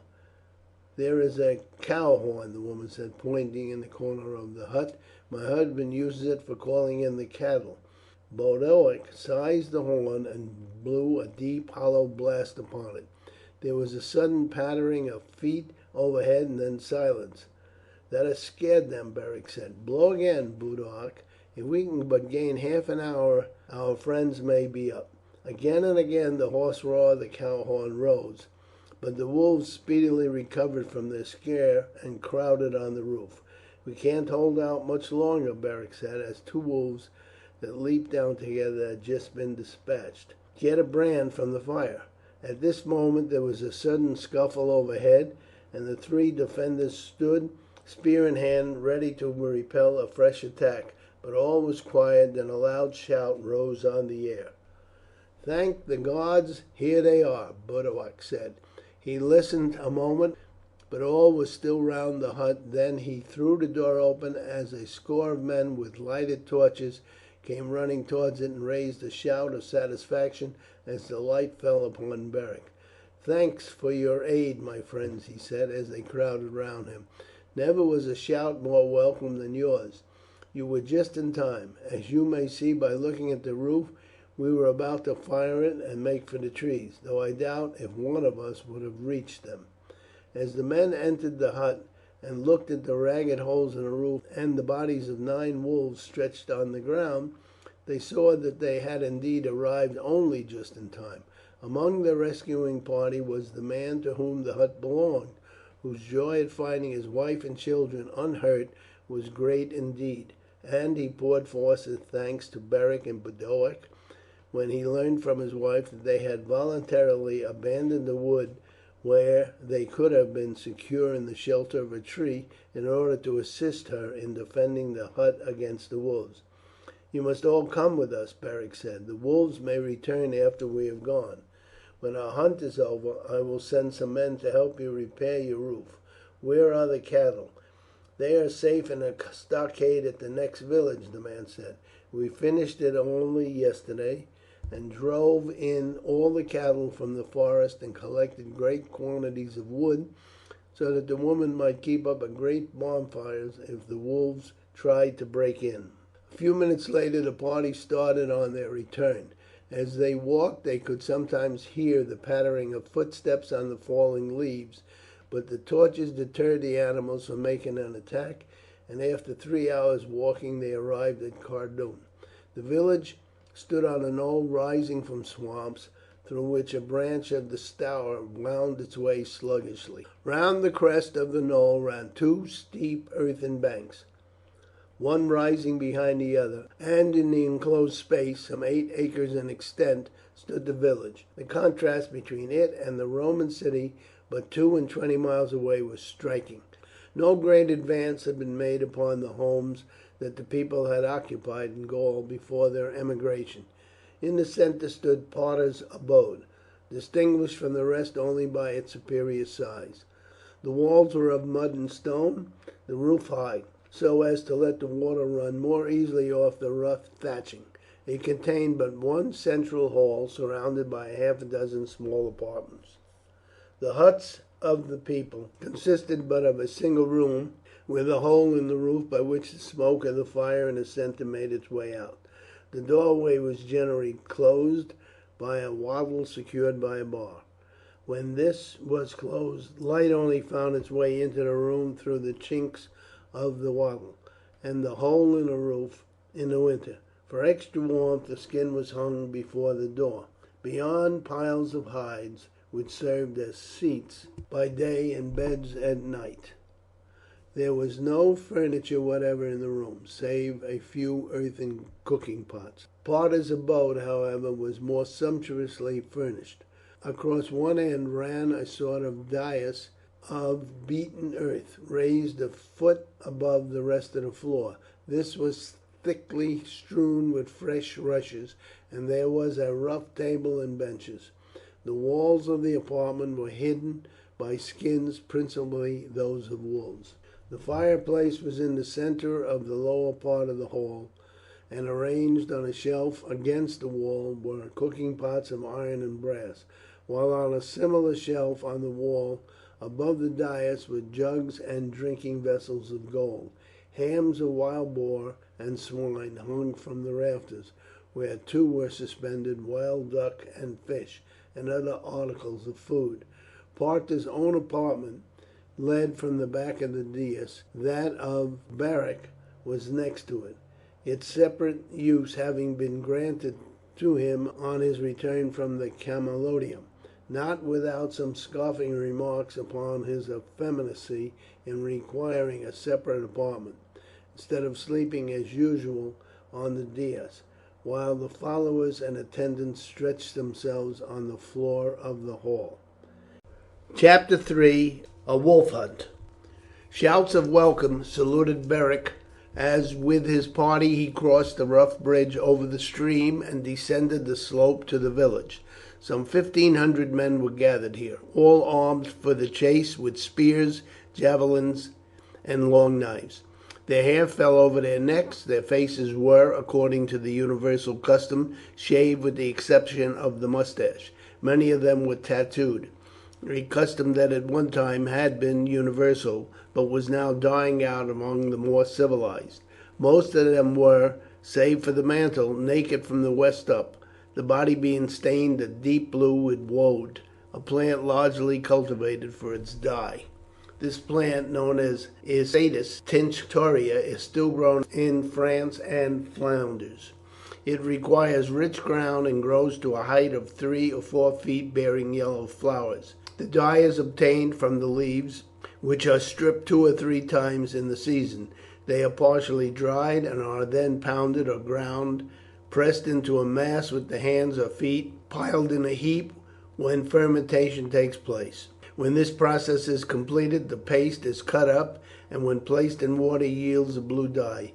It can also be prepared by laying it in the water in the first place and allowing it to ferment there. The water, which becomes a deep blue, is drawn off and allowed to settle, the dye remaining at the bottom.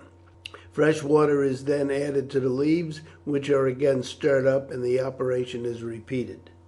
Passing through the crowd of tribesmen, Beric entered his mother's abode, walked up to the dais, and saluted her by a deep bow.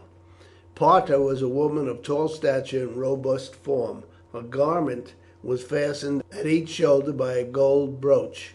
A belt studded and clasped by the same metal girded it in at the waist, and then fell in loose folds almost to her feet.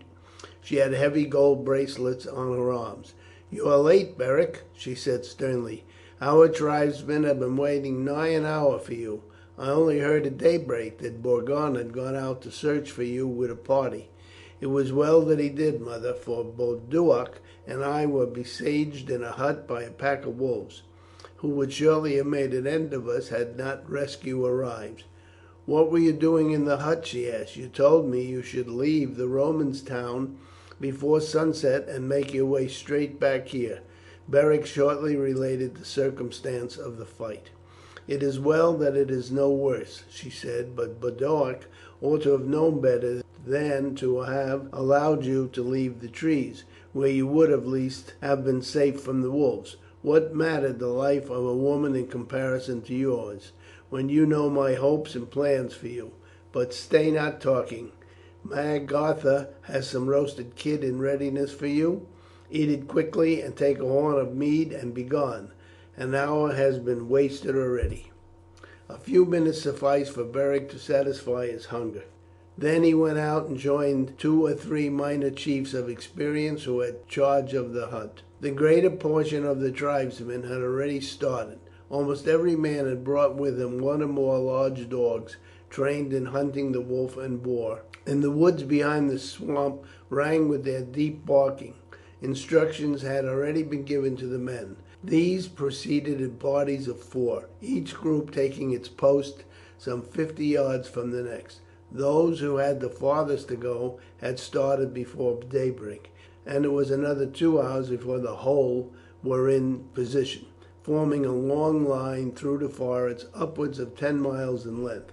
A horn was sounded in the centre, where the leaders had posted themselves, and the signal was repeated at points along the line, and then with shouts on the part of the men and fierce barkings on that of the dog, the whole moved forward. The right of the line rested on the Stour, the left upon the Orwell, and as they passed along through the forest the line contracted. At times wild boars made a dash to break through it. Many of these were slain till the chiefs considered that there was a sufficient supply of food, and the rest were allowed to pass through. No wolves were seen until they neared the point where the 2 rivers united, by which time the groups were within a few paces of each other. Then among the trees in front of them a fierce snarling and yelping was heard. The dogs, which had hitherto been kept in hand, were now loosed, and with a shout the men rushed forward both on the bluffs in the centre and along the low land skirting the rivers on either side.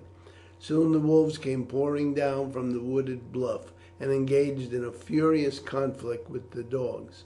As the men ran up, a few of the wolves in their desperation charged them and endeavoured to break through, but the great majority, cowed by the clamour and fierce assault, crouched to the earth and received their death blow unresistingly. Some took to the water, but coracles had been sent down to the point the evening before, and they were speedily slain. Altogether some 400 or 500 wolves were killed. It was now late in the afternoon. Wood was collected and great fires made, and the boar's flesh was soon roasting over them. At daybreak they started again, retracing their steps, formed a fresh line at the point where the last beat had begun, this time beating in a great semicircle and driving the woods down onto the Stour. So for a fortnight the war went on. Only such deer and boar as were required for food were killed, but the wolves were slain without mercy, and at the end of the operation that portion of the country was completely cleared of these savage beasts, for those who had escaped the beating parties had fled far away through the forest to more quiet quarters. The work had been laborious, for each day some 40 miles had been traversed in the march from the last place of slaughter to the next beat, and in the subsequent proceedings it had, however, been full of interest and excitement, especially during the second week, when, having cleared all the country in the neighbourhood of the rivers, the men ranged in wide circles some 10 miles in diameter, advancing gradually towards a centre.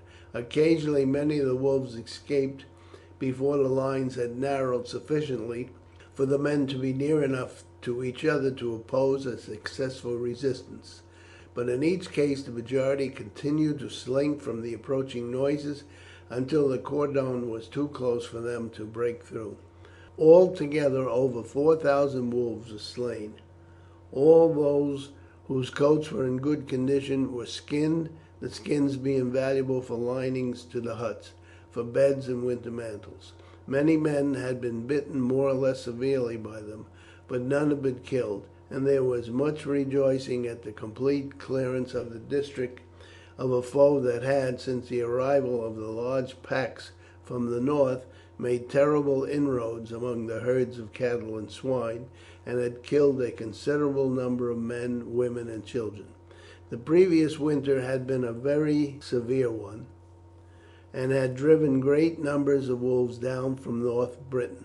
The fighting that had been going on for years in the south and west, and at times in the Midlands, had put a stop to the usual chases of wolves in those districts, and they had consequently multiplied exceedingly, and had become a serious scourge even before the arrival of the fresh bands from the north. However, after so great a slaughter, it was hoped that, for a time at least, they would not again make their appearance in that neighbourhood. Returning home at the end of their expedition, Beric was surprised, as he entered the hall, to see a Druid standing upon the dais conversing with his mother, who was pacing up and down with angry gestures. That their conference was an important one he did not doubt, for the Druids dwelt in the recesses of the forest or near their temples, and those who wished to consult them must journey to them to ask their counsel beneath a sacred oak or in the circle of the magic stones. And when great events were impending, or when tribes took up arms against each other, the Druids would leave their forest abodes, and interposing between the combatants, authoritatively bid them desist. They acted as mediators between great chiefs, and were judges upon all matters in dispute. He was sure, therefore, that the Druid was the bearer of news of importance. He stood waiting in the centre of the hall until his mother's eye fell upon him. "Come hither, Beric," she said, "and hear the news that the holy Druid has brought. Think you not that the Romans have carried their oppression far enough when they have seized half the land of our island, enslaved the people, and exacted tribute from the free Britons? What think you now? The Roman governor Severus, knowing that it is our religion as well as our love of our country that arms us against them, and that the Druids ever raise their voices to bid us defend our altars and our homes, have resolved upon an expedition against the sacred island, and have determined to exterminate our priests, to break down our altars, and to destroy our religion. 10 days since the legion marched from Camalodunum to join the army he is assembling in the west. From all other parts he has drawn soldiers, and he has declared his intention of rooting out and destroying our religion at its centre." "The news is terrible," the Druid said, "but our gods will fight for us, and doubtless a terrible destruction will fall upon the impious men who thus dream of profaning the sacred island. But it may be otherwise, or perchance the gods may see that thus, and thus only, can the people of Britain be stirred to take up arms and to annihilate the worshippers of the false gods of Rome. Assuredly we are on the eve of great events, and every Briton must prepare to take up arms, either to fall upon the legions whom our gods have stricken, or to avenge the insult offered to our faith." "It is terrible news indeed," Beric said, "and though I am but a lad, father, I am ready when the call comes to fight in the front ranks of the Iceni with our people. My father fell fighting for his country by the sword of the Romans, and I am ready to follow his example when my mother shall say, 'Go out to war.' For the present, Beric, we must remain quiet. We must await news of the result of this expedition. But the word has gone round, and I and my brethren are to visit every chief of the Iceni, while the Druids of the north stir up the Brigantes. The news, too, that the time of their deliverance is at hand, and they must hold themselves in readiness to rise against the oppressors, is passing through the Trinobantes and the tribes of the south and southwest. This time it must be no partial rising, and we must avoid the ruinous error of matching a single tribe against the whole strength of the Romans. It must be Britain against Rome, a whole people struggling for their homes and altars against those who would destroy their religion and reduce them to slavery." "I would that it could have been postponed for a time, father," Beric said.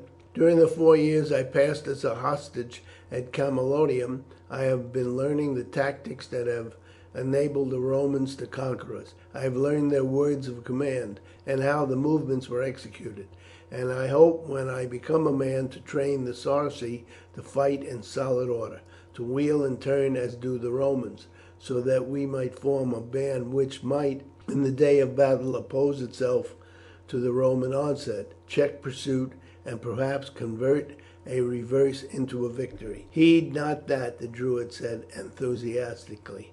"It would be useful indeed, but there is but scant time for it now. Our gods will fight for us. We have numbers and valour. Our warriors will sweep their soldiers aside as a wave dashes over a rock." The conversation between the Druid and Parta had been heard by others in the hall, and the news spread rapidly among the tribesmen as they returned from the chase. Shouts of fury and indignation rose outside, and several of the minor chiefs, followed by a crowd of excited men, poured into the hall, demanding with loud shouts that war should be declared against the Romans. The Druid advanced to the edge of the dais. "Children," he said, "the time has not yet come, nor can the Sarci do aught until the word is given by Prasutagus, and the whole of the Iceni rise in arms, and not the Iceni alone, but Britons from sea to sea. Till then hold yourself in readiness, sharpen your arms, and prepare for the contest. But you need a chief. In the ordinary course of things years would have elapsed before Beric, the son of your last brave prince, would have been associated with his mother in the rule of the tribe. But on the eve of such a struggle, ordinary customs and usages must be set at naught. I therefore, in virtue of my sacred authority, now appoint Beric as chief next to his mother in the tribe, and I bid you obey him in all things relating to war. He has learned much of Roman ways and methods, and is thus better fitted than many far older than he to instruct you how best to stand their onset. And I prophesy that under him no small honour and glory will fall to the tribe, and that they will bear a signal share in avenging our gods and winning our freedom. Come hither, Beric." And the Druid, laying a hand upon the lad's head, raised the other to heaven and implored the gods to bestow wisdom and strength upon him, and to raise in him a mighty champion of his country and faith. Then he uttered a terrible malediction upon any who should disobey Beric's orders, or question his authority, who should show faint heart in the day of the battle, or hold his life of any account in the cause of his country. "Now," he concluded, "retire to your homes. We must give no cause or pretext for Roman aggression until the signal is given. You will not be idle. Your young chief will teach you somewhat of the discipline that has rendered the Roman soldiers so formidable, so that you may know how to set yourselves in the day of battle, how to oppose rank to rank, to draw off in good order, or to press forward to victory. The issue is ever in the hands of the gods, but we should do all we can to deserve it. It is good to learn even from our enemies. They have studied war for ages, and if they have conquered brave peoples, it has not been by superior valour, but because they have studied war, while others have trusted solely to their native valour. Therefore deem not instruction useless, or despise methods simply because you do not understand them. None could be braver than those who fought under Caractacus, yet they were conquered, not by the valour, but by the discipline of the Romans.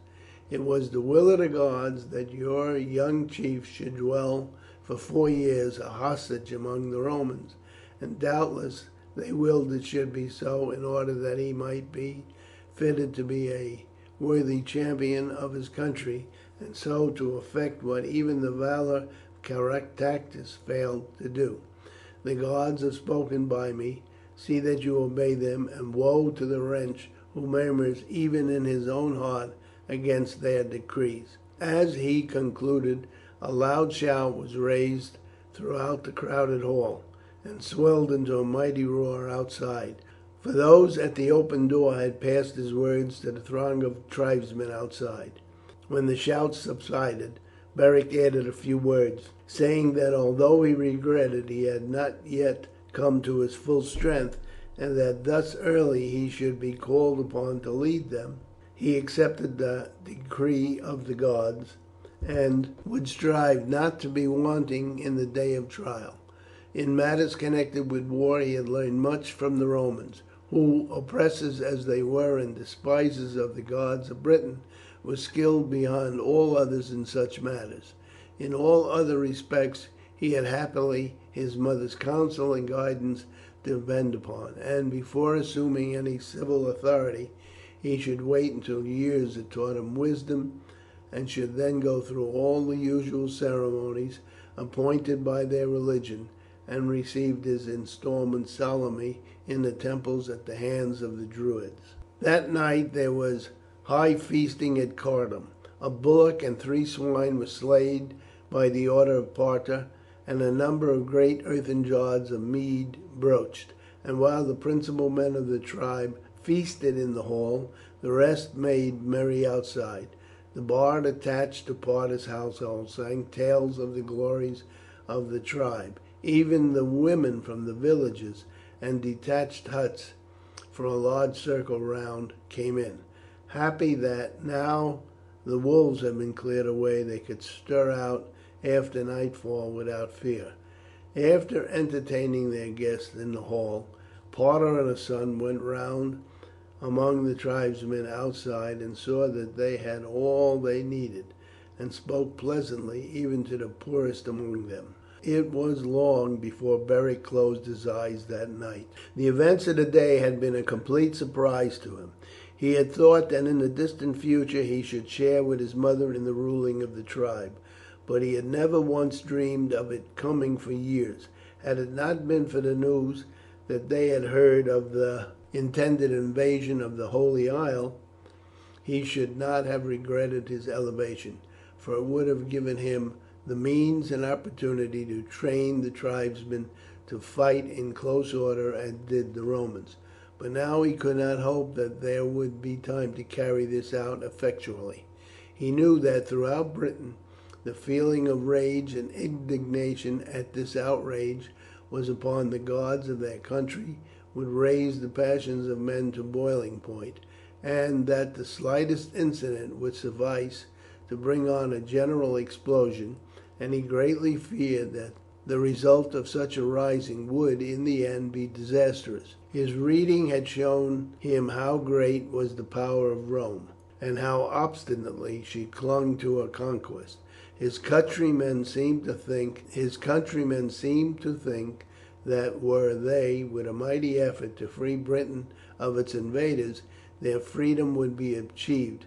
But he knew such a disaster would arouse the Roman pride, and that however great the efforts required, fresh armies would be dispatched to avenge the disaster and to regain the territory lost. The Britons know nothing of Roman power, he said to himself. They see but 20,000 or 30,000 men here, and they forget that that number had alone been sent because they were sufficient for the work, and the Rome could, if need be, dispatch 5 times as many men, with time to teach the people not of the Sarci tribe but only, all the Iceni to fight in solid masses and to bear the brunt of the battle, while the rest of the tribes attacked furiously on all sides. We might hope for victory, but fighting without order or regularity, each man for himself, cannot hope to prevail against their solid mass. If I could have gained a name before the time came, so that my voice might have had weight and power in the councils of the chiefs, I might have done something. As it is, I fear that a rising now will bring ruin and slavery upon all Britain. Beric thought but little of himself, or of the personal danger he should encounter. The Britons were careless of their lives. They believed implicitly in a future life, and those who fell fighting bravely for their country would meet with reward hereafter. Hence, as many the Gauls, cowardice was an almost unknown vice. Beric had faith in the gods of his country, while he had none whatever in those of Rome, and wondered how a mighty people could believe in such deities. But unlike the Britons in general, he did not believe that the gods interfered to decide the fate of battles. He saw that the Romans, with their false gods, had conquered all other nations, and that so far they had uniformly triumphed over his own.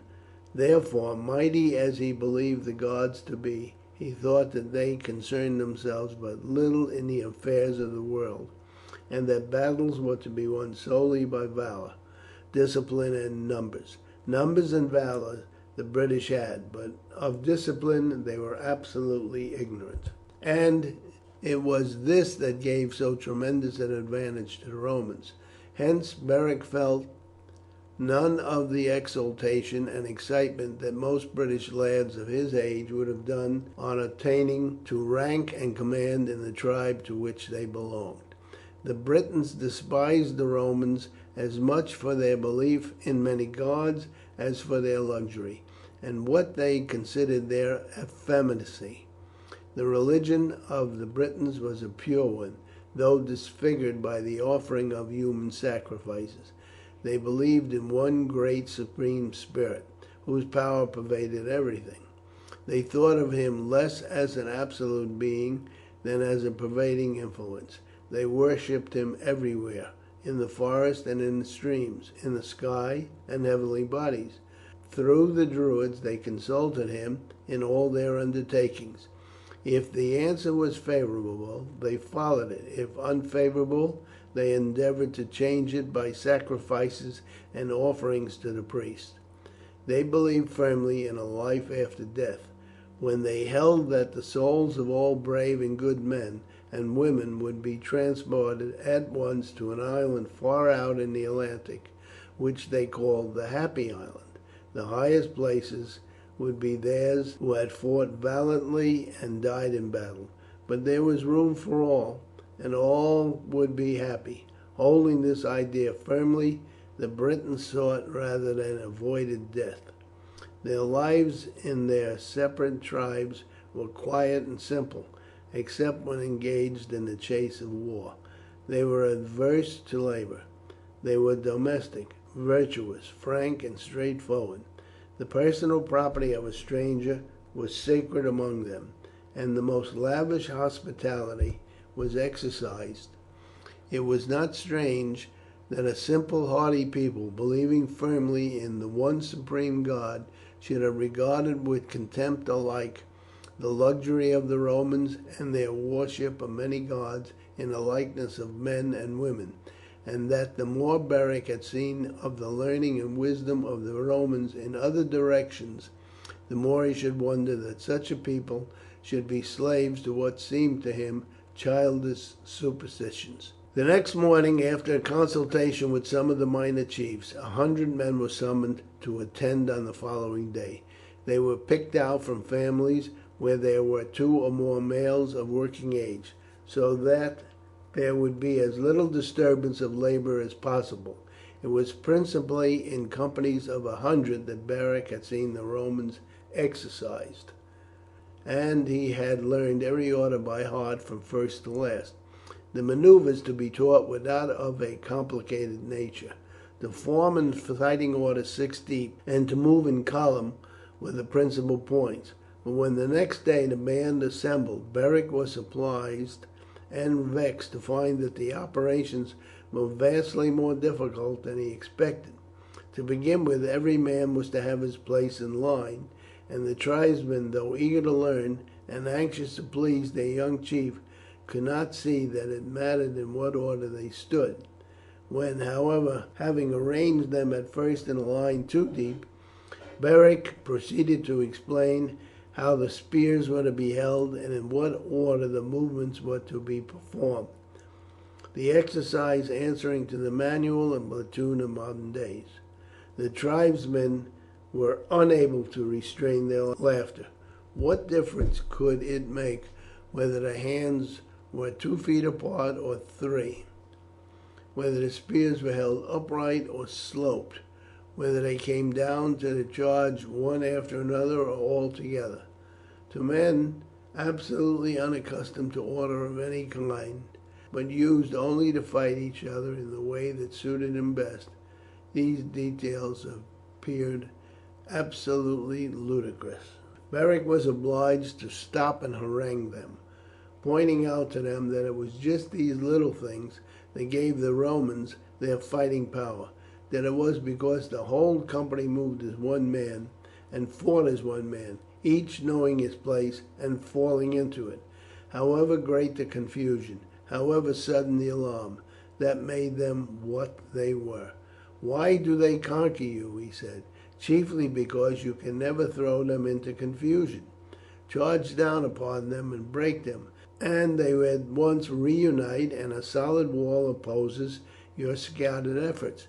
You know how cattle, when wolves attack them, gather in a circle with their horns outward, and so keep at bay those who can pull them down and rend them separately.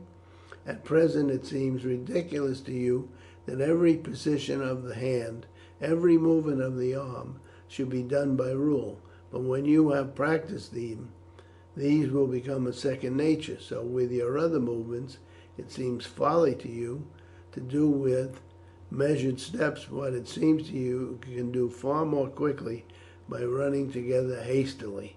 But it is not so. The slowest movement is really the quickest, and it has the advantage that no one is hurried, that everything is done steadily and regularly, and that even in the greatest heat and confusion of a battle every man takes his place, as calm and ready to fight as if no foe were in sight. Now let us try this again. At the end of the day I shall pick out some of those who are quickest and most attentive, and make of them officers under me. They will have more work to do, for they will have to understand and teach my orders, but also they will gain more honour and credit." For hours the drill went on, then they broke off for dinner and again worked until evening, and by that time had made sufficient progress in their simple movements to begin to feel that there was after all something more in it than they had fancied. For the first hour it had seemed to them sort of a joke, a mere freak on the part of their young chief, but they were themselves surprised to find that by the end of the day how rapidly they were able to change from their rank too deep into solid formation, and how their spears rose and fell together at that order. Beric bade them by the next morning provide themselves with spears 6 feet longer. Britons were more accustomed to fight with javelin than with spear, and the latter weapons were shorter and lighter than those of the Romans. Beric felt that the advantage should be the other way, for the small shields carried by the Britons were inferior as defensive weapons to those of the Roman, and to preserve the balance it was necessary therefore to have longer spears, the more so since the Britons were taller and far more powerful men than their foes, and should therefore be able with practice to use longer weapons. The next day Beric chose Boduoc as his second in command, and appointed 10 men sub-officers or sergeants. After a week of almost incessant work they would have exhausted men less hardy and vigorous. Beric was satisfied. The company had now come to take a great interest in their work, and were able to go through their exercises with a fair show of regularity. Even the older chiefs, who had at first shaken their heads as they looked on, acknowledged that there was a great deal to be gained from the exercises. Parta was delighted. It was she who had foreseen the advantage that might be derived from Beric's stay among the Romans, and she entered heartily into his plans, ordering the men engaged to be fed from the produce of her flaxen herds. When the week was over 200 more men were summoned, a sufficient number of the brightest and most intelligent of the first company being chosen as their sub-officers. Before the drill commenced, however, the first company was put through their exercises in order that the newcomers might see what was expected of them and how much could be done. This time several of the chiefs joined the companies in order that they might learn the words of command and be fitted to lead. This greatly encouraged Beric, who had foreseen that while he himself could command a company, he could do nothing towards controlling 10 or 15 companies unless these had each officers of rank and influence enough to control them. The exercises after the first company had been drilled were carried on in the forest some miles away from the village, the men assembling there and camping beneath the trees, so that no rumour of gatherings or preparations for war should reach the Romans, although at present these were not in a position to make any eruption from Camalodunum, as the greater portion of the legionaries had marched with Suetonius. Returning one day to Cardun with Boduoc, Beric was surprised to hear loud cries of lamentations. The women were running about with dishevelled hair and disordered garments. Fearful that something might have happened to his mother, he hurried on to the hall. Parta was sitting on the ground, rocking herself to and fro in her grief, while the women were assembled round her, uttering cries of anguish. "What is the matter?" Beric asked as he hurried over. The bard stepped forward to answer the question. "My son," he said, "misfortune has fallen on the land. The gods have hidden their faces and refused to fight for their children. Woe and desolation have come upon us. The altars are thrown down and the priests slaughtered." "Mona is taken!" Beric exclaimed. "Yes, my son, Mona is taken." The Druid Beric but an hour ago brought the news. The Romans, having reached the strait, constructed flat-bottomed boats, and in these approached the island, the horsemen towing their horses behind them. There were assembled the women of the Silures and the Druids from all parts of Britain, with many fugitives who had fled for shelter to the island. The Druids remained by their altars, offering up human sacrifices. The men and women assembled on the beach, waving torches, hurling imprecations upon the invader, imploring the gods to aid them and to crush the impious foe. For a time the Romans paused in mid-channel, terrified at the spectacle, and the hopes of all that the gods had paralyzed their arms rose high. But alas, the halt was but temporary. Encouraging each other with shouts, they again advanced, and leaping from their boat, waded through the water and set foot on the sacred soil. What was there to do? The men were few, and though the women in their despair rushed wildly at the enemy, it was all in vain. Men and women were alike slaughtered, and then moving forward they advanced against the holy circle and slew the Druids upon the altars of the gods they served. And yet the gods were silent. They saw, they heard, but answered not. Neither the clouds rained fire upon the invaders, nor the earth shook. Ah, my son, evil days have fallen upon the land. What will be the end of them? Throughout the length and breadth of Britain a thrill of horror was felt at the news of the massacre of Druids at Mona, and everywhere it was followed by a stern determination to prepare for battle to clear the land of the Romans. The Druids went from tribe to tribe and from village to village, stirring up men's hearts. The women, even more deeply excited than the men at the news of the calamity, behaved as if possessed, many going about the country calling upon the men to take up arms and foretelling victory to the Britons and destruction to the Romans. Even in the streets of Camalodunum at night their voices were heard crying out curses upon the Romans and predicting the destruction of the city. A week after the news came, Beric, in fulfilment of the promise he had given to Berenice, paid another visit to Camalodunum. There were no signs in its busy streets of uneasiness or fear. The new propraetor, Caius Decianus, who commanded in the absence of Suetonius, was holding a sort of court there, and the bearing of the Romans seemed even more arrogant and insolent than usual. The news of the destruction of the Druids at Moed had by them been hailed as a final and most crushing blow to the resistance of the Britons. Since their gods could not protect their own altars, what hope could there be for them in the future? Decianus, a haughty tyrant who had been sent to Britain by Nero as a mark of signal favour, in order that he might enrich himself by the spoils of the Britons, was levying exactions at the rate hitherto unknown, treating the people as if they were but dirt under his feet. His lieutenants, all creatures of Nero, followed his example, and the exasperation of the unfortunate Trinobantes, who were the chief victims, had reached such a point that they were ready for revolt whensoever the signal might come. On arrival at the house of Caius Muro, Beric found Berenice at home. She received him with joy. "I am glad that you have come, Beric. It is so dull now that father has gone away to war. I have been expecting you here for the last fortnight. I suppose you have been amusing yourself too much to give a thought to me." "I have been very busy, Berenice. I am a chief now, and have had much to do in the tribe. Among other things, we have been having great war with the wolves." "Yes, you told me when you were last here that you were going to set out next day on an expedition against them."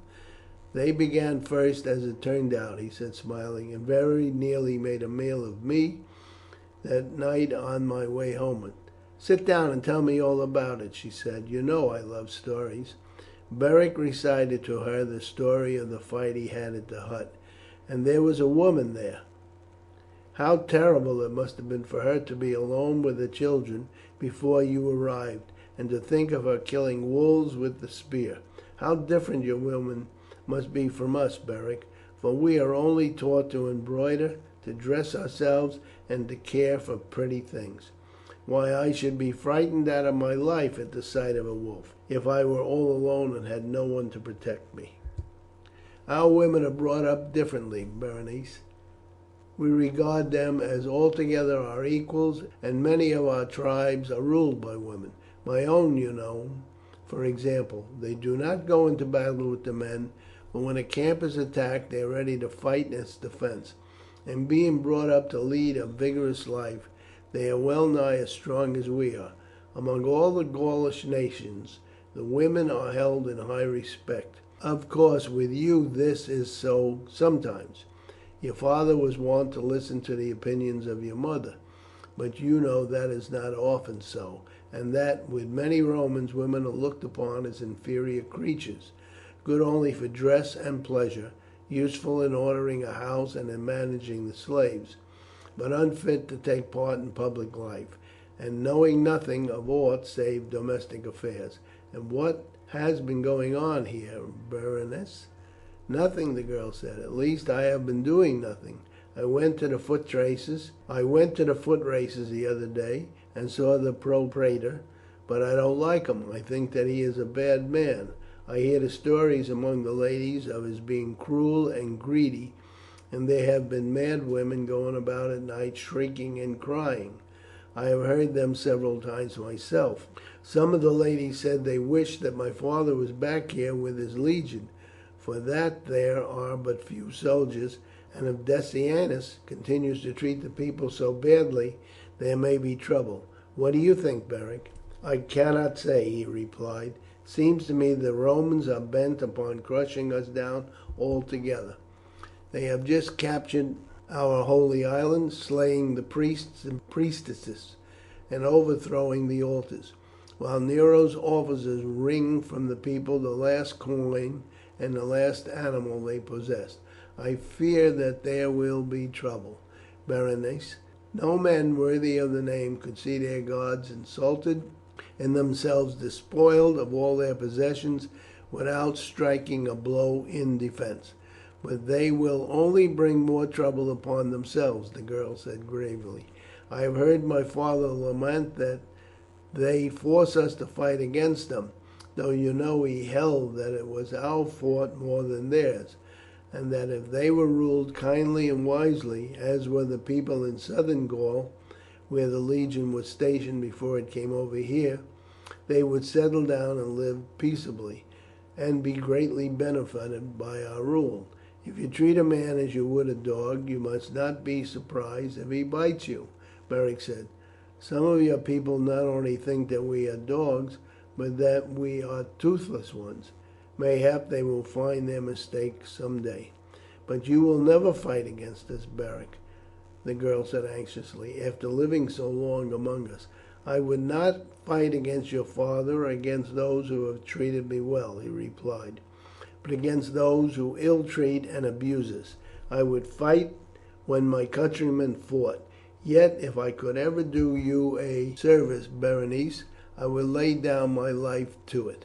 The event seemed so improbable to the girl that she passed over the promise without comment. "So you are a chief, Beric? But I thought chiefs wore golden bracelets and ornaments, and you are just as you were when you came here last." "Because I come here only as a visitor. If I came on a mission from the queen, or as one of the deputation of chiefs, I should wear my ornaments. I wear them at home now, those that my father had." Beric stayed for some hours chatting with Berenice and his old instructor, who had been left by Caius in charge of the household. As he walked home he wondered over the careless security of the Romans, and vowed that should opportunity occur he would save Berenice from the fate that was likely to fall upon all in Camalodunum should the Britons rise.